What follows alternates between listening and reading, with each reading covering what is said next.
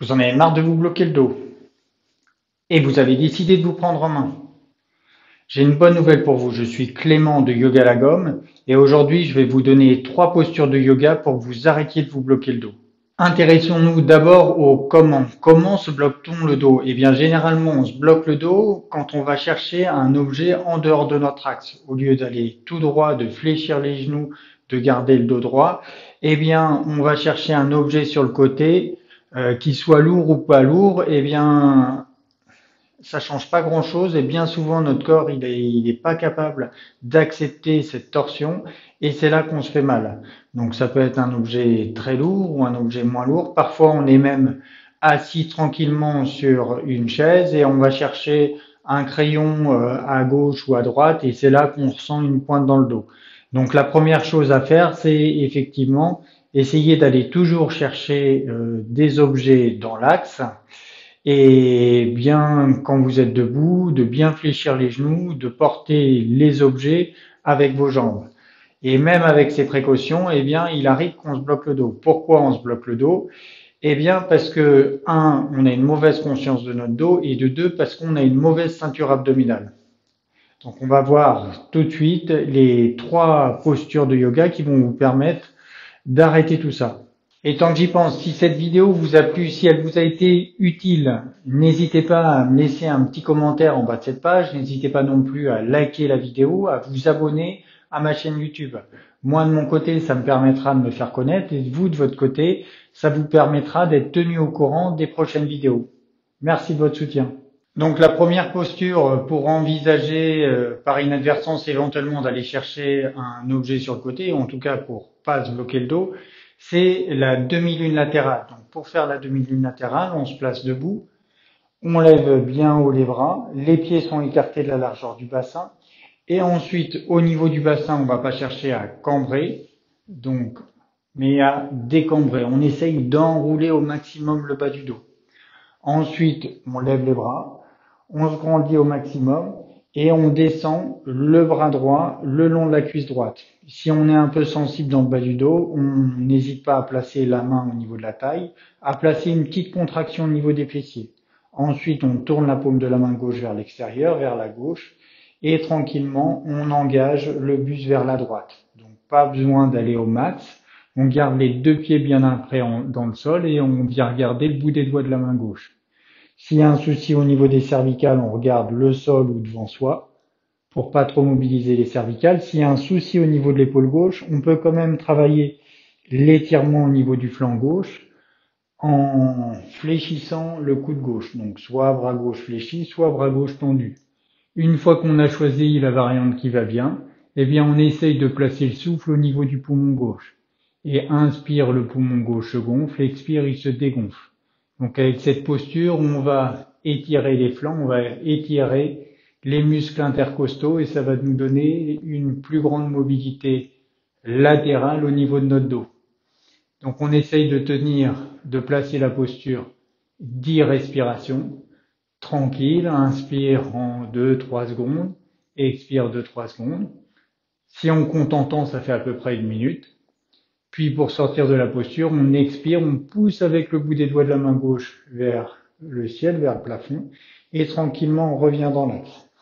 Ensuite, on amène les mains en contact l'une avec l'autre et on fait la même chose de l'autre côté. Le yoga, je vous rappelle, c'est toujours une question d'équilibre. Donc bras gauche le long du corps, ou bras gauche, main gauche sur la taille, on tourne la paume de la main droite vers l'extérieur, on décambre bien le bassin, on place une petite contraction au niveau des fessiers si besoin et on vient regarder le bout des doigts de la main droite. Encore une fois, pas besoin d'aller trop loin, on est à 70-80% de notre amplitude maximale et on s'occupe de bien rester tranquille, d'avoir le visage détendu et de placer la respiration, cette fois-ci au niveau du poumon droit. Et même chose, on essaye de placer cet exercice, cette posture, une dizaine de respirations, soit 1 minute environ.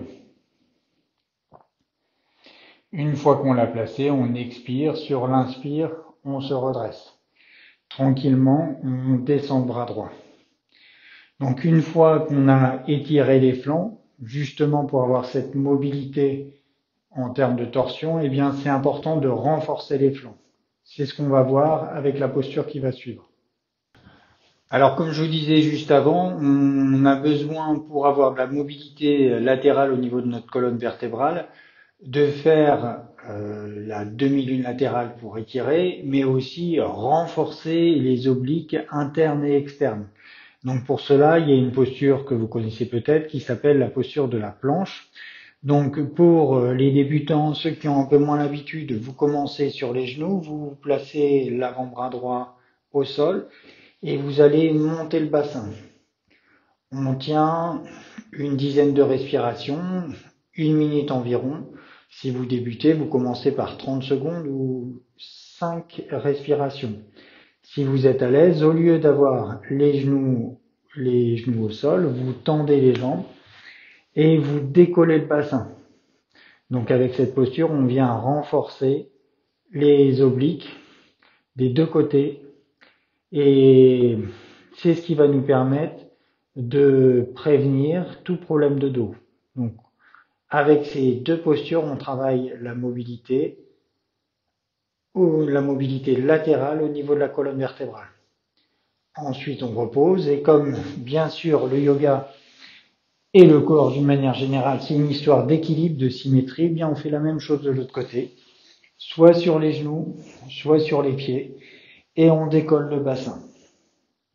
On monte bien haut tout ça, et on tient une dizaine de respirations.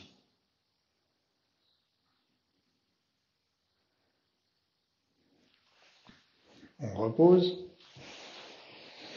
Et ensuite, on va attaquer la troisième et dernière posture. Donc, un autre problème qu'on rencontre, c'est celui de la conscience du dos. On a beau avoir une bonne ceinture abdominale, c'est ce qu'on travaille avec les planches dans l'axe, mais aussi les planches latérales. On a beau avoir étiré les flancs, si on a une mauvaise conscience de notre dos, on va continuer de se bloquer le dos. Donc, il est essentiel de travailler la conscience de son dos. Donc, il y a un exercice très simple qui s'appelle le chat, le chameau, ou le dos creux, le dos rond, comme vous voulez. Donc pour cela, on se place à quatre pattes, les mains écartées de la largeur des épaules, les genoux écartés de la largeur du bassin. Et là, on va essayer, avec cet exercice, de prendre conscience de la partie basse, de la partie médiane et de la partie haute du dos. Donc pour cela, c'est très simple. On va commencer par cambrer le bassin. On engage la bascule du bassin, donc pour conscientiser la partie basse du dos. Ensuite, on creuse le milieu du dos et ensuite on engage le menton vers le ciel pour mobiliser la zone cervicale. On garde le menton vers le haut et on va mobiliser à nouveau la partie basse du dos. Cette fois-ci, on va décambrer le bassin. De là, on enroule, on repasse sur la partie médiane du dos, on enroule les omoplates et enfin on rentre le menton dans la poitrine. On reprend l'exercice, on garde le menton dans la poitrine, on décambre le bassin, on creuse le milieu du dos et on engage le menton vers le ciel. On garde le menton vers le ciel, on décambre le bassin, on enroule le milieu du dos et on rentre le menton dans la poitrine. On peut faire ça en rajoutant le souffle. Inspire, on creuse le dos. Expire, on enroule le bas du dos, le milieu du dos et le haut du dos. Et on peut essayer de synchroniser au maximum le souffle et la respiration. Donc, début de l'expire, on commence à enrouler le bassin, puis le milieu du dos, puis les cervicales. À la fin de l'expire, normalement, on a fini le mouvement. Pareil avec l'inspire. Début de l'inspire, on creuse le bas du dos, le milieu du dos, et ensuite, on engage le menton vers le ciel. Donc, on peut faire cet exercice une dizaine de fois. Ça va nous prendre 1 à 2 minutes. Et ça nous permettra de conscientiser notre colonne vertébrale. Donc en résumé, vous avez 3 postures à retenir. La première posture pour étirer les flancs, la demi-lune latérale. La deuxième posture, la planche latérale pour renforcer les flancs. On l'a fait bien sûr à gauche et à droite. et enfin le dos creux, le dos rond. Donc si on fait une petite addition, si vous faites la demi-lune latérale, 1 minute à gauche, 1 minute à droite, ça fait 2 minutes. La planche latérale, 1 minute à gauche, 1 minute à droite, ça nous fait 4 minutes. Et le chat, le chameau, 2 minutes, eh bien, ça veut dire que en tout et pour tout, en 6 minutes, en passant 6 minutes par jour sur votre dos, vous pouvez arrêter de vous bloquer le dos. C'est juste une question d'organisation. Donc, prenez-vous en main. Sinon, moi j'ai une autre solution. Je suis professeur de yoga et spécialement pour vous, pour les auditeurs YouTube, j'ai fait une vidéo de 45 minutes pour prévenir les problèmes de dos. Donc, elle s'affichera à la fin de la séance. Donc maintenant vous avez le choix.